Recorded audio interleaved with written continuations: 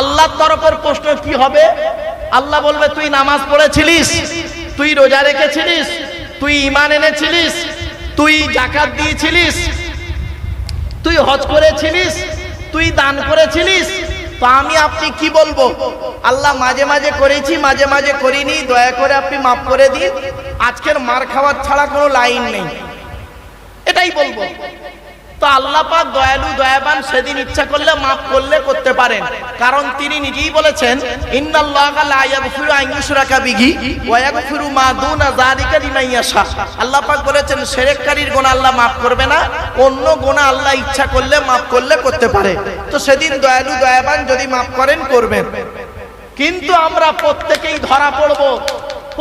ধরা পড়বো আমরা একটা প্রশ্নে, বান্দার তরফের প্রশ্ন। বান্দার তরফের প্রশ্ন হবে 10 রকমের।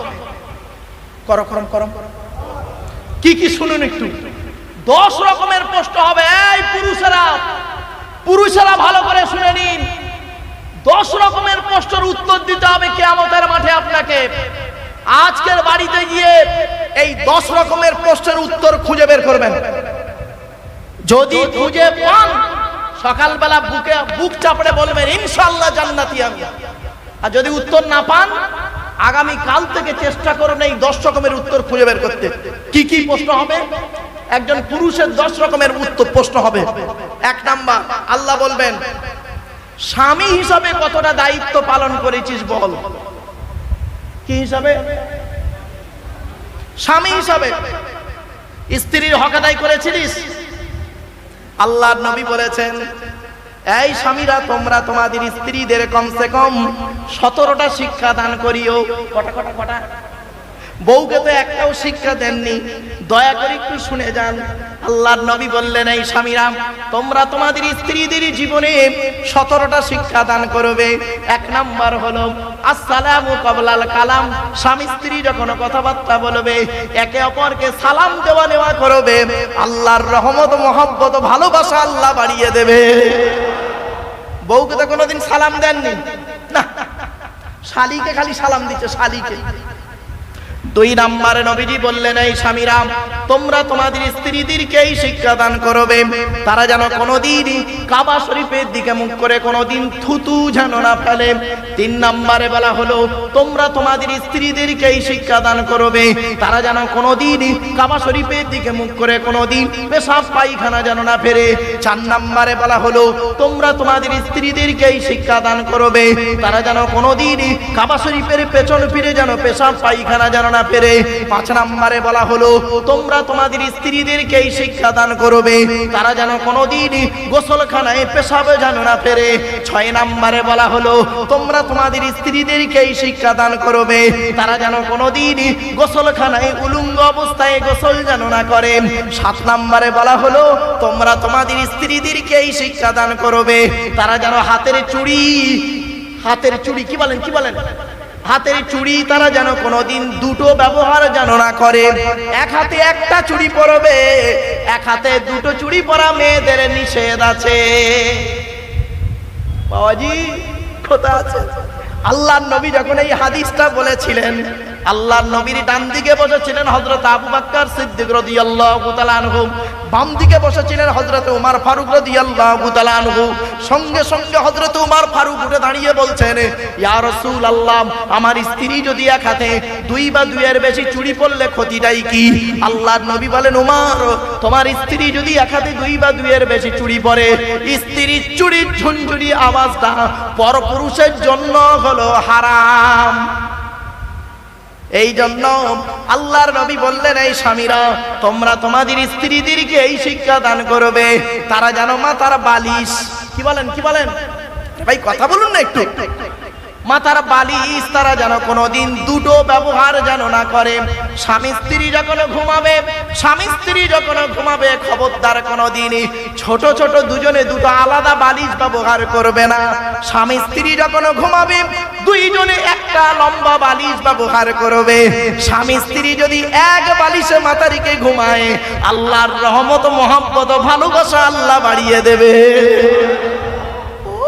এই ওয়াজটা শোনার পরে আমার মুরব্বী বাবাজিরা মনে মনে বলছে, ওরে মারুফ 20 বছর আগে বোদরা বাজারে ওয়াজটা কেন করলি না? তোর চাচি আর শুতে নেয় না। এমনি বললাম চলেন। এরপরে নবীজি বললেন, এই স্বামীরাম, তোমরা তোমাদের স্ত্রীদেরকে তোমরা যেমন খাবে স্ত্রীদের তেমন খাওয়াবে, তোমরা যেমন পরবে স্ত্রীদের তেমন পরাবে। তাহলে প্যান্ট গেঞ্জি পরাতে বলিনি বাবা, তুমি দামি দামি জামা কাপড় পরেছো আর তোমার বউকে মিলুয়ার অনুসারী বাজারে কেউ নেয় না, চৈত্র মাসে ছেলের শাড়ি পরিয়েছো, এটা আদর্শবান স্বামীর পরিচয় নয়। এরপরে নবীজি বললেন, এই স্বামীরাম, তোমরা তোমাদের স্ত্রীদেরকে নামাজের শিক্ষা দেবে, তোমরা তোমাদের স্ত্রীদেরকে ভাষা শিক্ষা দেবে, তোমরা তোমাদের স্ত্রীদেরকে আদবের শিক্ষা দেবে, তোমরা তোমাদের স্ত্রীদেরকে নিয়ে মাঝে মাঝে বেড়াতে বেরোবে, মাঝে মাঝে বউকে নিয়ে বেড়াতে যাবেন। ইকোপার নিকোপার, চিড়িয়াখানা, ভিক্টোরিয়া, জাদুঘর, তারামণ্ডল। পরের বউ না নিয়ে গিয়ে বাবা, পরের বউ না নিয়ে গিয়ে নিজের বউটাকে নিয়ে যাবেন, আল্লাহ খুশি হবে। আর পরের বউ নিয়ে গেলে শয়তান খুশি হবে। আর পরের বউ নিয়ে গেলে না, নিজের বউ নিয়ে গেলে কোনো টেনশন নেই। চিড়িয়াখানায় নিজের বউ নিয়ে বেড়াতে যাবেন, কোনো টেনশন নেই। আর পরের বউ নিয়ে গেলে কিরম করবে জানেন? আমার দিকে তাকান, সব আমার দিকে তাকান। পরের বউ নিয়ে গেলে খালি এমন করবে, চোরের মতো খালি এমন করছে, জানবেন বউটা নিজের নয়, পরের বউ। এরপরে নবীজি বললেন, এই স্বামীরা শোনো, তোমরা তোমাদের স্ত্রীদের গালে প্রথম খাবারটা তুলে দেবে। আল্লাহর নবী বলেছেন, কোন স্বামী যদি তার স্ত্রীর গালে প্রথম খাবার তুলে দেয়, সদকা করলে যে নাকি আল্লাহ দেয়, ওই নাকি স্বামীর আমলনামায় আল্লাহ লিখে দেয়। বইয়ের গালে কোনোদিন তো খাবার তুলে দেননি। শুধু তাই নয়, এরপরে নবীজি বলেছেন, এই স্বামীরা, তোমরা তোমাদের স্ত্রীদের কাজের সহযোগিতা করবে। বুখারীর হাদিস, আল্লাহর নবী তার স্ত্রীদেরকে 3টে কাজ করে দিতেন মাঝে মাঝে। কটা আল্লাহর নবী তার স্ত্রীদের 3টে কাজ করে দিতেন। আজ থেকে বাড়িতে গিয়ে বাবা কাল থেকে 3টে কাজ করার চেষ্টা করবেন। আল্লাহর নবী বলেন, আল্লাহর নবীর স্ত্রী আম্মা জানা আয়েশা বর্ণনা করছেন, আল্লাহ রাসূল স্ত্রীদের 3টে কাজ করে দিতেন। 1 নাম্বার নবীজি করতেন কি? ঝাঁটাখানা নিয়ে, ঝাড়ু দিয়ে ঘর বারান্দাটা ভালো করে ঝাড়ু দিয়ে দিতেন। 2 নাম্বার নবীজি কি করতেন?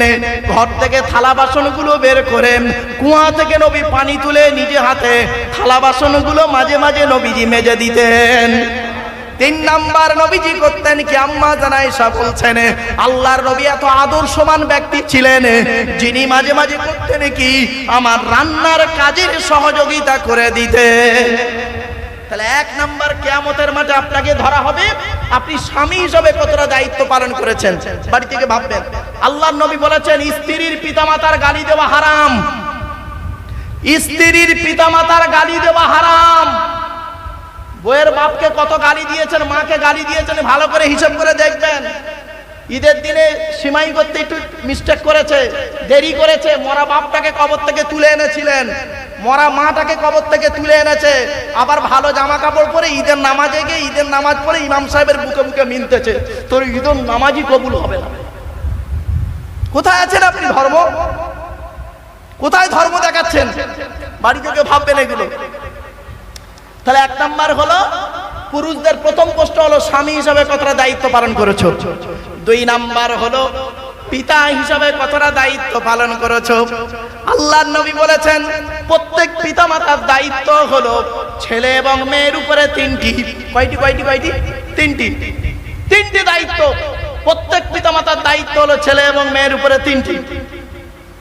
চলে যাবেন নাকি? প্রত্যেক পিতামাতার দায়িত্ব হলো ছেলে এবং মেয়ের উপরে কটি বাবা?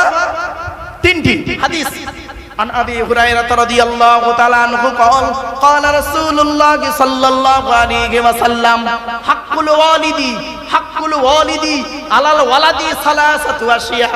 আল্লাহর নবী বলেছেন, প্রত্যেক পিতামাতার দায়িত্ব হলো ছেলে এবং মেয়ের উপরে 3টি।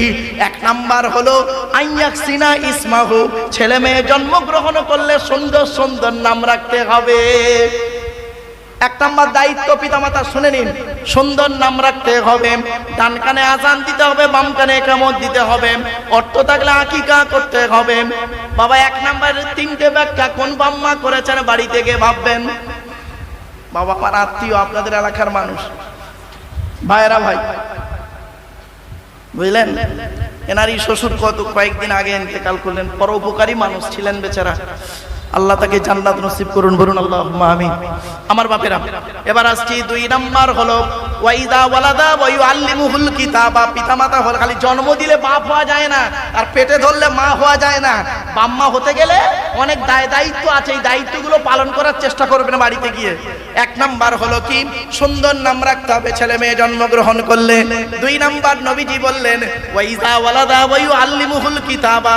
ছেলে মেয়ে যখন কথাবার্তা বলতে শিখবে, তাদেরকে লেখাপড়া শেখাবে, কোরআনের শিক্ষা দেবে। এই জন্য নবীজি বলেছিলেন উতলুবুল ইলমা মিনাল মাহদি ইলাল লাহাদ। দোলনা থেকে নিয়ে কবর পর্যন্ত লেখাপড়া শেখো। যে জাতি লেখাপড়ায় পিছিয়ে, সে জাতি সব দিকে পিছিয়ে। শুনে রেখে দিন, কোরআনে আছে 82 জায়গায় বিভিন্ন অ্যাঙ্গেলে নামাজের কথা। কত জায়গা বাবা? জোরে বলুন। 82 জায়গায় বিভিন্ন অ্যাঙ্গেলে নামাজের কথা আছে, আর 92 জায়গায় আছে লেখাপড়ার কথা। তো কোন সংখ্যাটা বেশি, 82 না 92? তাহলে লেখাপড়ায় পিছিয়ে কেন মুসলমান? বাড়ি থেকে ভাববেন। 3 নাম্বার নবীজি বললেন ওয়াইজা বালাগা ওয়াইজা বিজা ওয়াইজা আদরাকা। আল্লাহর নবী বলেন ছেলে মেয়ে যখন প্রাপ্ত বয়স্ক হবে, যৌবন তাদের যখন ফুটবে, পাত্র পাত্রী থেকে তাদের বিয়ের ব্যবস্থা করবে। ছেলে বড় হয়ে গেছে, মেয়ে বড় হয়ে গেছে, হাজি সাহেবের ছেলে বড় হয়ে গেছে, 35 বছর বয়স, ছেলের বিয়ে দেয়নি।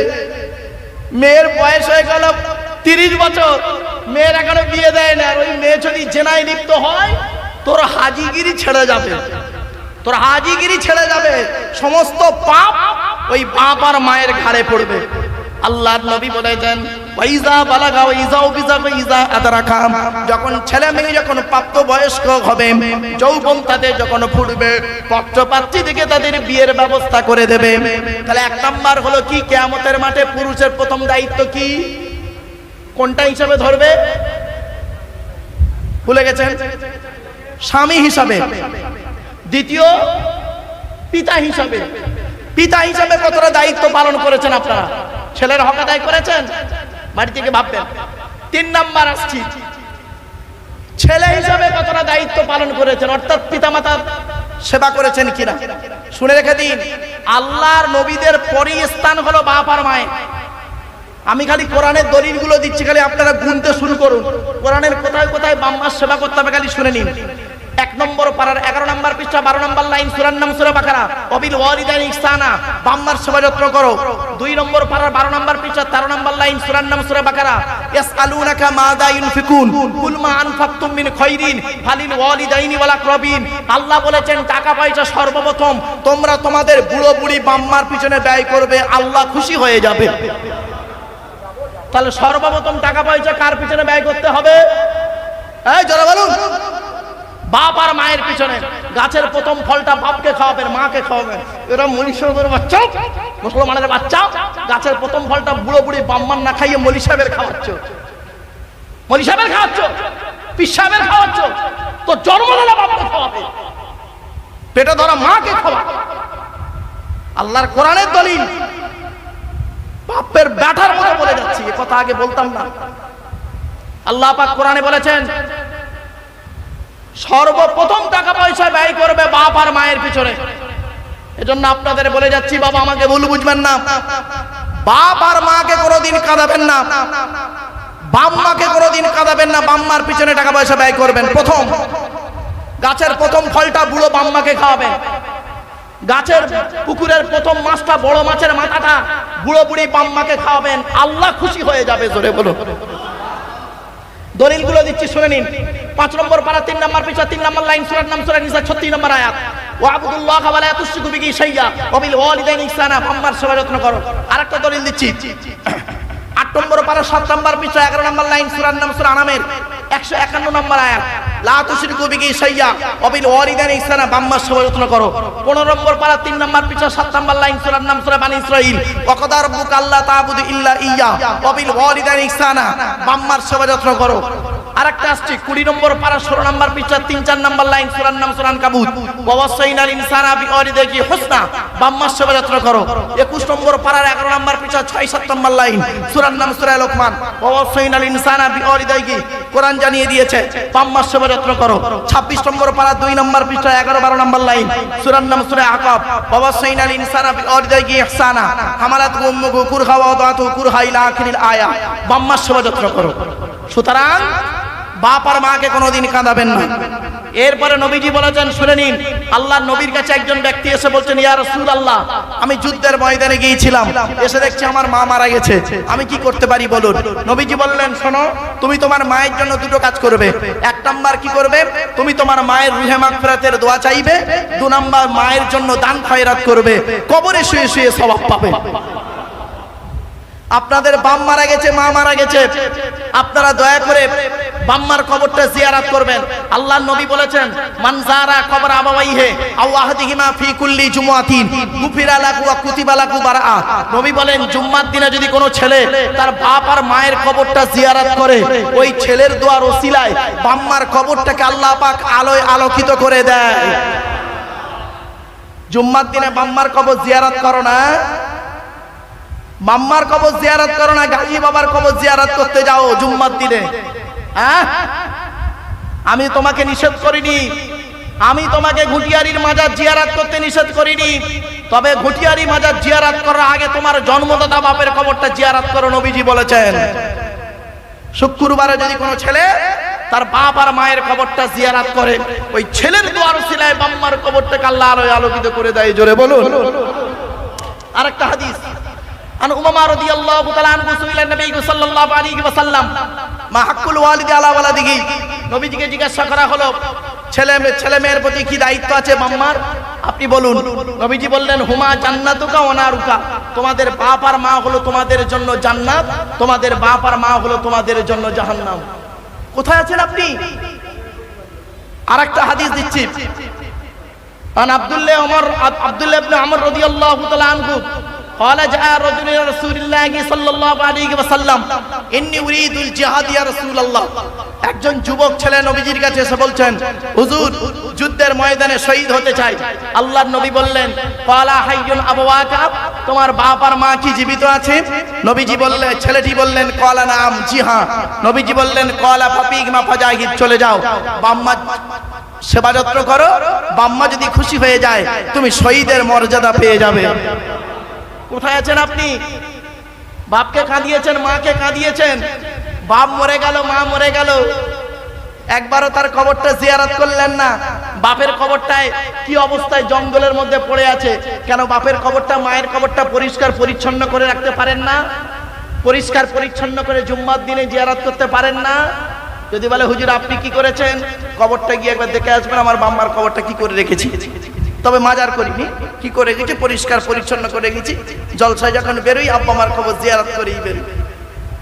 বাবা, বাস্তবটাই বলে যাচ্ছি, বাম্মার নামে গরিব ফকির খাওয়াতে পারেন না? আল্লাহ আপনাদের এত টাকা দিয়েছে, বাম্মার নামে প্রতি বৃহস্পতিবারে কি শুক্রবারে বাম্মার নামে 4টে ফকির খাওয়াতে পারেন না? যদি বলেন, হুজুর আপনি কি করেন, খাওয়াই বাবা।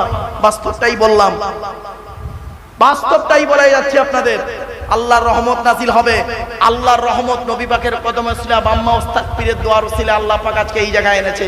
বাস্তবটা আপনাদের বলে যাচ্ছি, আপনারাও চেষ্টা করুন, আপনারাও চেষ্টা করুন, বাম্মার সেবা যত্ন করুন, বাম্মাকে কোনোদিন কাঁদাবেন না, ছেলের দায়িত্ব পালন করুন। তাহলে 1 নাম্বার হলো স্বামী হিসাবে, 2 নাম্বার বাপ হিসাবে, 3 নাম্বার ছেলে হিসাবে, 4 নাম্বার ভাই হিসাবে কি দায়িত্ব পালন করেছো? ভাই, বাপ মরে গেছে, বড় ভাই বেঁচে আছে, বাপ মরে গেছে, বড় ভাই বেঁচে আছে, ছোট ছোট ভাইদের সম্পত্তি ভাই, বড় ভাই নিজের নামে রেকর্ড করে বসে আছে, উনি আবার হাজী সাহেব। ছি ছি, ওকে হাজী সাহেব বলতেই ঘৃণা লাগে। আল্লাহর কোরআন বলেছে, আমি বলি নাই, ইন্নাল্লাযীনা ইয়াকুলুনা আমওয়ালাল ইয়াতামা যুলমান ইন্নামা ইয়াকুলুনা ফি বুতুনিহিম নারা ওয়া সায়াসলাউনা সাঈরা।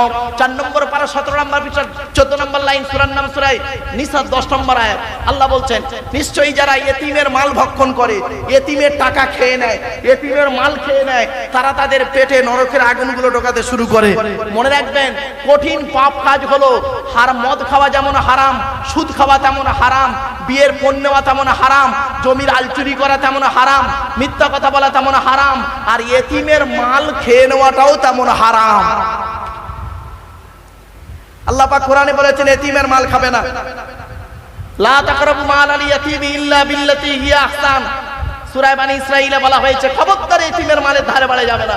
অনেকে আছে দেখবেন ইতিমের মাল খাওয়ার জন্য প্রস্তুত হয়ে আছে। বাস্তব বলে যাচ্ছি, আজকের আপনারা ইতিমের মাথায় হাত বুলাবেন। আল্লাহর নবী করতেন কি হাদিস, মানজারা, আল্লাহর নবী করতেন কি মান আবায়াত, আল্লাহর নবী বলেছেন মান আবায়াতিমান। ঘটনাটা বলি আপনাদেরকে। নবীজি মদিনার বাজারে যখন বেরোতেন, বাচ্চা বাচ্চা ছেলেদের দেখতে পেলে বাচ্চারা কি করতো, নবীজিকে সালাম দিত। নবীজি বাচ্চাদের সালাম দিতেন, আর নবীজি বলতেন তোমার নাম কি? বাচ্চা তার নাম বললো। তোমার বাপের নাম কি, মায়ের নাম কি বললো। নবীজি জিজ্ঞাসা করতেন তোমার আব্বা মা বেঁচে আছে? ওদের মধ্যে যদি কোনো বাচ্চা বলতো আমার আব্বা মা দুজনেই মারা গেছে, তখন করতো কি জানেন? নবীজি ওই বাচ্চাটাকে বুকে জড়িয়ে ধরে বলতেন তোমার বাম্মা কেউ নেই, আমি মোহাম্মদ, আমার বাম্মাও কেউ নেই। তো নবীজি বলতেন মান আবা ইয়াতীমান মান আবা ইয়াতীমান ইলা তুআমিহি ওয়া শারাবিহি আও জাবাল্লাহু লাহুল জান্নাহ।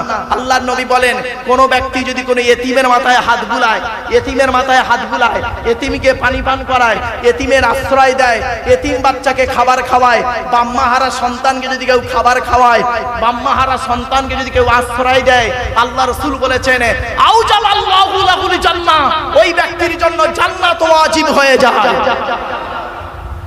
কোথায় আছেন আপনি? ইতিমের মাল খেয়েছেন, ইতিমের সর্বনাশ করেছেন, করে আপনি ফেরেশতা বেনে গেছেন এখন। বাহ, এবার আসছি তাহলে স্বামী হলো, পিতা হলো, ছেলে হলো, ভাই হলো। 5 নাম্বার, চাচা হিসাবে কতটা দায়িত্ব পালন করেছেন? চাচা বাবা, চাচা যারা হয়েছেন ভাইপোদের সম্পত্তি নেবেন না, চেষ্টা করবেন ভাইপোদের হকটা আদায় করতে। 6 নাম্বার হলো কি জানেন? 6 নাম্বার হলো দুলাভাই। দুলাভাই বোঝেন? দুলাভাই, বোনাই হিসেবে কতটা দায়িত্ব পালন করেছো। আর দেওর হিসাবে আল্লাহর নবীর কাছে মেয়ে ছেলেরা এসে বলেছিলেন ইয়া রাসূলুল্লাহ, আমরা কাকে বেশি ভয় করব? নবীজি বললেন তোমরা দেওর থেকে দূরে সরে থেকো। দেওর হলো মৃত্যুর মতো খতরনাক জিনিস। সুতরাং দেওর আর দুলাভাই থেকে দূরে দায়িত্ব পালন করুন। এরপরে আসি 7 নাম্বার। 7 নাম্বারে বলা হয়েছে ফুপা আর খালু। খালু বোঝেন তো? খালার বর খালু, আর ফুপুর বর ফুপা। আপনারা কি বলেন? বেটি বলেন নাকি? জামাই বাবু বলেন, যাই হোক, এই দায়িত্ব পালন করুন। 7 নাম্বার। 8 নাম্বারে বলা হয়েছে মামা হিসাবে কতটা দায়িত্ব পালন করেছেন। মামা যারা হয়েছেন, মামা হিসাবে কতটা দায়িত্ব পালন করেছেন। 9 নাম্বার হলো দাদু হিসাবে কতটা দায়িত্ব পালন করেছেন। দাদু মানে বাপের বাপ। এখানে অনেক দাদা বসে আছে, দাদু বসে আছে। বাপের 4টে ছেলে, বড় ছেলেটা পয়সা দেয় বলে বড় ছেলেকে খালি লজেন কিনে দেয়, বিস্কুট কিনে দেয়, আর ছোট ছেলেটা গরিব, কিছু দিতে পারে না, ওর ছেলে মেয়েকে দেখে না, ওকে দাদু বলতেই ঘৃণা লাগে। অনেক দাদু আছে, ওরা আমার গালে দাঁড়িয়ে রেখেছে, নামাজও পড়ে। ঠিক না বে ঠিক? 10 নাম্বার হলো নানা হিসাবে কতটা দায়িত্ব পালন করেছেন। নানা অনেক নানা এখানে আছে যারা নাকি কি করে, বড় মেয়ের বড় জামাইটা পয়সাওয়ালা, ও যেন বড় জামাইয়ের ছেলে মেয়েকে খুব গুরুত্ব দেয়। আর মেজো জামাইটা গরিব, ভ্যান চালায়, টোটো চালায়, কিছু দিতে পারে না, ওর ছেলে মেয়েকে অত গুরুত্ব দেয় না। মনে রেখো ও নানা, তোমার মতো নানা হলো জাহান্নামী। গালে দাঁড়িয়ে আর মাথায় টুপি, নামাজ তোমাকে ঠেকাতে পারবে না। মনে রাখবেন, নামাজ পড়লেই জান্নাতে যেতে পারবেন না যদি নামাজ কবুল হয়। ঠিক না ঠিক? নামাজ পড়লেই জান্নাত পাবেন না যদি নামাজ কবুল না হয়। অতএব নামাজটা যাতে কবুল হয়, ইমানটাকে ঠিক রেখে নামাজটাকে পড়ুন। আগেই বলে দিয়েছি 3টে জিনিস এক হলে ইবাদত কবুল হবে। আমার বাপেরা, দেখতে দেখতে আপনাদের কাছে 2 ঘন্টা আলোচনা করলাম, ভাষাগত দিক থেকে ত্রুটি হলে ক্ষমা করবেন। ভালো থাকুন, সুস্থ থাকুন, মানুষকে ভালোবাসুন। নামাজ কারোর জন্য মাপ নাই বাবা, নামাজ তো আপনাকে আমাকে পড়তেই হবে। মুসলমানের ঘরে জন্ম নিয়েছেন, নামাজ আমার আপনার উপরে ফরজ। 2 নাম্বার হলো রোজা, রোজা আমার উপরে ফরজ, আপনার উপরে ফরজ, বিশেষ ব্যক্তি বিশেষ কারণ ছাড়া। এবারে হজ বিশেষ ব্যক্তি বিশেষ কারণ ছাড়া, যাকাত বিশেষ ব্যক্তি বিশেষ কারণ ছাড়া। আমার বাপেরা, কথাগুলো একটু মাথায় রাখুন। নামাজ পড়ুন, রোজা রাখুন, অর্থ থাকলে হজ করুন, যাকাত আদায় করুন, স্ত্রীর হক আদায় করুন, পিতামাতার সেবা যত্ন করুন, ভাই ভাই মিলেমিশে চলুন, প্রতিবেশীর উপকার করুন। সর্বপ্রথম আলোচনা আমি রাখবো আপনাদের কাছে আমাদের সৃষ্টিকর্তা আল্লাহ সম্পর্কে। আল্লাহ রাব্বুল আলামিনের পরিচয় হলো 4টি। আল্লাহ নিজেই বলছেন, কুল, নবী তুমি বলো, হুয়াল্লাহু আহাদ, সে আল্লাহ হলেন একক। 2 নাম্বার আল্লাহুস সামাদ, আল্লাহ হলেন অমুখপেক্ষী, আল্লাহ কারোর মুখপেক্ষী নন, সারা পৃথিবী তার মুখপেক্ষী। 3 নাম্বার লাম ইয়ালিদ ওয়া লাম ইউলাদ, আল্লাহ কাউকে জন্ম দেয়নি, আল্লাহ কেউ জন্ম দেয়নি। 4 নাম্বার ওয়ালাম ইয়াকুল লাহু কুফুয়ান আহাদ, আল্লাহর সমকক্ষ কেউই নেই। এই সূরাটা হলো আল্লাহর পরিচয়। এরপরে আসছি, এই সূরাটার মধ্যে অনেক জিনিস আমরা পাবো, তার মধ্য থেকে 4টে জিনিস আপনাদেরকে আমি তুলে ধরছি। 1 নাম্বার হলো এই সূরাটার ভিতরে, এই সূরাটাই যে আল্লাহর পরিচয় সেটা আপনাদের জানিয়ে দিলাম। 2 নাম্বার হলো এই সূরাটি আরবি ভাষায় বাংলায় অর্থ করে বলে দিলাম। 3 নাম্বার হলো এই সূরাটির ভিতরে 4টে ধর্ম বেরিয়ে এসছে, ইসলাম, মুশরিক, ইহুদি এবং নাসারা। 4 নাম্বার হলো আল্লাহ রাসূল বলেছেন, এই সূরাটি যদি কোনো ব্যক্তি 3 বার পাঠ করে, কুল হুয়াল্লাহ সূরা যদি 3 বার পাঠ করে, ওই ব্যক্তির আমলনামায় 1 খতম কোরআন শরীফ পড়ার সওয়াব আল্লাহ লিখে দেবে। সুতরাং এই কুল হুয়াল্লাহ সূরা আপনারা রাতে ঘুমানোর আগে পড়ার চেষ্টা করুন। আল্লাহর নবী করতেন কি, কুল আউযু বিরাব্বিল ফালাক, কুল আউযু বিরাব্বিন নাস আর কুল হুয়াল্লাহ, আয়াতুল কুরসি ঘুমানোর আগে এগুলো তেলাওয়াত করে ঘুমাতেন। তো আপনি আমি আমলটা যদি করতে পারি, তাহলে অনেক সমস্যা থেকে আল্লাহ পাক অনেক সমস্যার সমাধান আমাদের করে দেবেন ইনশাআল্লাহ। এবারে আসছি, এই সূরাই জানিয়ে দিচ্ছে সৃষ্টিকর্তার পরিচয়টা কি। 1 নম্বর আল্লাহ বলেন একক। আমাদের বিশ্বাস একটাই থাকবে, আমরা যেখানেই যাই করি না কেন আমরা মাথা নত করব, সাজদা দেব, ভিক্ষা চাইব একমাত্র শুধুমাত্র একজনের কাছে, তিনি হলেন আল্লাহ। আল্লাহ ছাড়া অন্য কারোর কাছে মাথা নত করা যাবে না। সে যত বড় পীর সাহেব, মনি সাহেব, মুফতি সাহেব, ইমাম সাহেব, বক্তা সাহেব হোক না কেন। এমনকি বলা হয়েছে, আপনি সাজদা যেখানে দেবেন একমাত্র আল্লাহকেই সাজদা দেবেন। আল্লাহ পাক কোরআনে বলেছেন, লা তাসজুদু লিশ-শামসি ওয়ালা লিল-কমারি উসজুদু লিল্লাহ। তোমরা আল্লাহকে, চন্দ্রকে সেজদা দিও না, সূর্যকে সেজদা করো না, উসজুদু লিল্লাহ, তোমরা আল্লাহকে সেজদা করো। সুতরাং আল্লাহ যখন নিজেই বলেছেন আল্লাহকে সেজদা করতে, আপনি কেন কোনো ব্যক্তির মাজারে গিয়ে সাজদা দেবেন? খবরদার নয়। আল্লাহর ওলিকে ভালোবাসুন, আল্লাহর ওলির কবর জিয়ারত করুন, আল্লাহর ওলির কবরটাকে সংরক্ষণ করুন, কিন্তু আল্লাহর ওলির কবরে গিয়ে শিরিক করবেন না। কবর সাজদা দেওয়া শরীয়ত সম্মত নয়, এটা মনে রাখবেন। এটা বারে বারে আমি বলছি আপনাদেরকে, এগুলো আপনি সরে থাকবেন এগুলো থেকে। আর একটা কথা আপনাদেরকে বলি, আল্লাহর ওলিকে ভালোবাসুন। আল্লাহর ওলিকে ভালোবাসতে গিয়ে আপনি এমন কাজ করবেন না, শরীয়ত বিরোধী কাজ, যেটা কোরআন হাদিস গ্রহণ করে না। এগুলো থেকেও দূরে সরে থাকুন। তাই আল্লাহ রাব্বুল আলামিন বললেন, এই পৃথিবীর সব জিনিসের মালিক হলাম আমি আল্লাহ, আর পৃথিবীর মানুষ তোমরা মাথা নত করো, সাজদা দেবে, ভিক্ষা চাইবে একমাত্র শুধুমাত্র একজনেরই কাছে, তিনি হলেন আল্লাহ। এটা আপনার মাথায় সর্বপ্রথম যেন থাকে। এবং আল্লাহকে বিশ্বাস করবেন কতটুকু? পৃথিবীর সব কিছু চাইতে বাপ মা ভাই বোন দাদা দাদি নানা নানি খালা খালু ফুপা ফুপু মামা মামি